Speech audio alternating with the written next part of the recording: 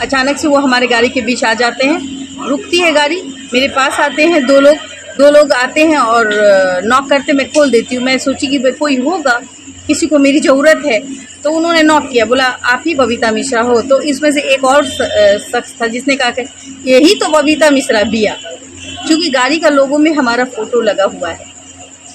फिर उसने कहा कि पवन भैया का आदेश है, यानी पवन सिंह का आदेश है, ज्योति सिंह के मामले से तुम हट जाओ, नहीं हटोगी।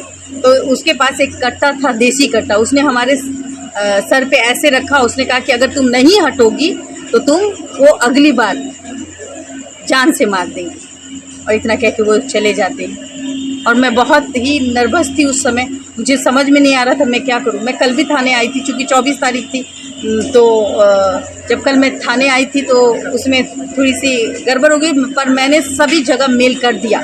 24 को ही मैंने मेल कर दिया, एसएसपी को किया, उसके बाद हम माननीय नीतीश कुमार जी को मेल किए हुए हैं, योगी जी को मेल किए हुए हैं, तमाम पदाधिकारी को हमने मेल किया है, ताकि मैं एक बिहार की बेटी हूँ, मेरी जान की रक्षा करे। और एक चौथा स्तंभ हूँ मीडिया की। जब हम डर लगता है आपको? क्यों नहीं डर लगेगा? धमकी जो मिला, क्यों नहीं डर लगेगा? एक मैं भी महिला पत्रकार हूँ, मैं दूसरों की आवाज़ बनती हूँ। अगर इस तरीके से मैं छोटी छोटी बातों पे नहीं डरती, लेकिन ये बातें अगर मेरे सामने मौत खड़ी हो तो डर वाजिब है, डर लगेगा। आए दिन अब क्राइम जो है बिहार में भी बढ़ती जा रही है। दिन दहाड़े कोई ना कोई अज्ञात लोग किसी को गोली मार के चल जाते हैं और पता नहीं चलता है। जाहिर सी बात है कि हम तो इतने बड़े मामले में पड़े हुए हैं और दुश्मनी तो हमने ले रखी है।